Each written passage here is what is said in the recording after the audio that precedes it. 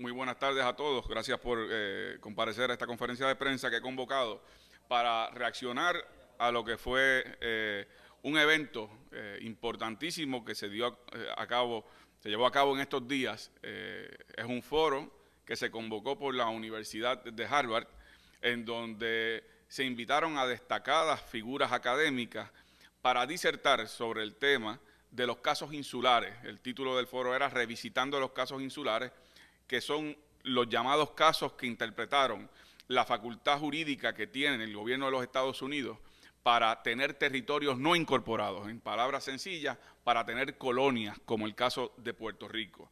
Y hago esta conferencia de prensa en reacción a ese foro porque en el mismo se hicieron importantes señalamientos que hay que destacar y que en Puerto Rico tienen repercusiones importantes. Del foro surgió, con representación de las tres tendencias políticas en Puerto Rico, con respecto al estatus, surgieron dos grandes consensos unánimes.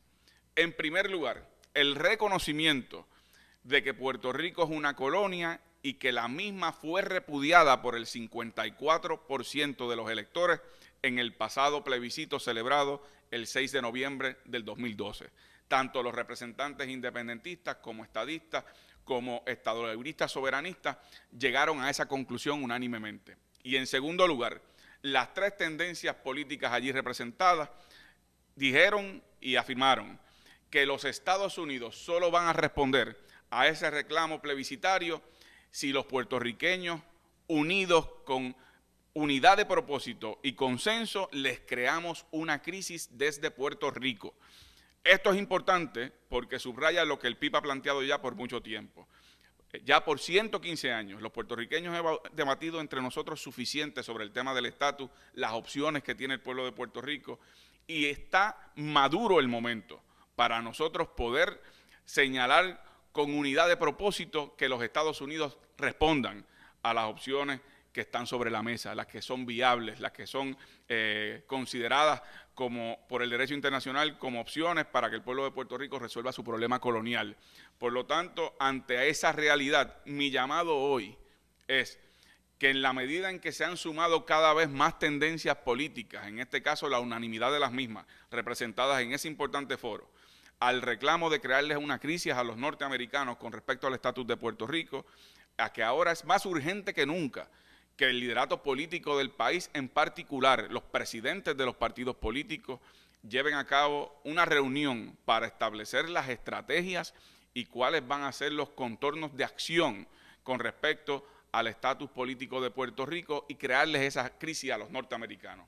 En el caso del PIB, ya nosotros hemos hecho una propuesta específica, que es una asamblea de estatus donde los puertorriqueños votarían democráticamente por sus delegados, esos delegados representarían ideologías políticas y que cada delegado en representación de su ideología se reuniría separadamente para definir cuál es el estatus que representa y cuáles son las consecuencias, obligaciones y responsabilidades del mismo.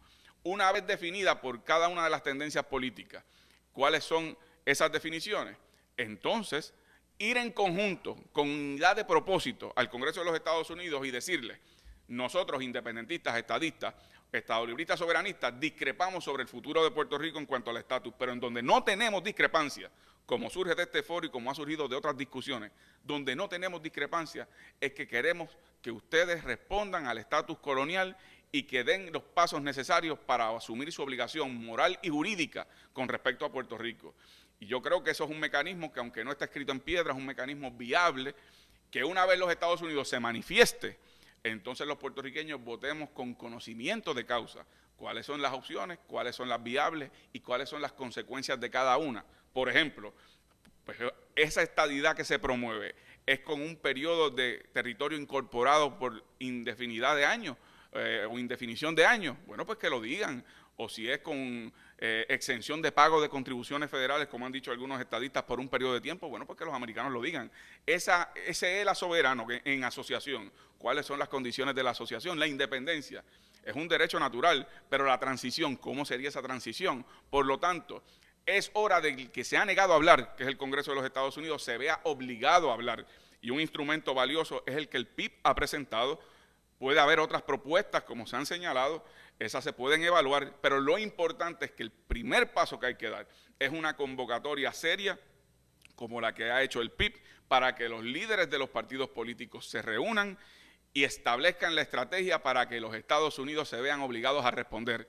La crisis que vive Puerto Rico hoy, la crisis económica, es causa del modelo colonial sumado a las malas administraciones de turno, y eso nos ha impedido que ante la crisis podamos enfrentar la misma como lo enfrentan países libres desde la perspectiva del Partido Independentista como partido de la independencia. Así que mi llamado, insisto, es a que las fuerzas políticas, tanto del PNP como del Partido Popular, como el Partido Independentista naturalmente, den el paso para una reunión entre los presidentes y líderes de sus partidos y que podamos establecer las estrategias para generar esa crisis. Y creo que eso está más que maduro, más que necesario, es urgente, y el resultado de este foro es el recordatorio más reciente de que ese es el curso a seguir. Así que ese es el propósito de la conferencia de prensa, el que el liderato político del Partido Popular y del PNP den paso a esa reunión que hay que realizar para establecer las estrategias correspondientes y generar la presión que es necesaria para que los Estados Unidos se vean obligados a responder a nuestros reclamos. Muchas gracias.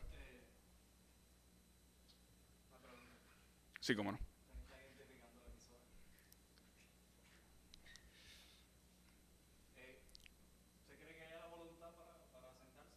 Bueno, por lo menos vemos que dentro de los partidos políticos o las tendencias ideológicas, estadidad, el ELA soberano, hay esa voluntad.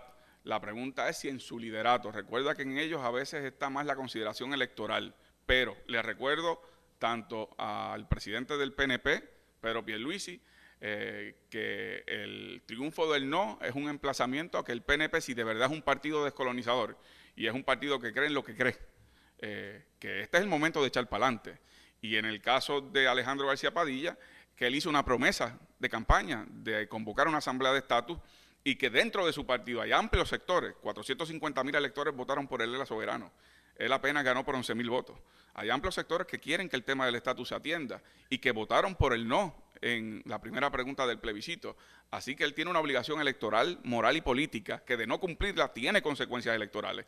Así que aquellos que antes no querían tocar el estatus porque podía tener alguna consecuencia adversa electoralmente hablando, hoy día, si no lo hacen, es que entonces sí corren el riesgo de sufrir un revés electoral. Así que ese es el emplazamiento si es que están en esto en serio.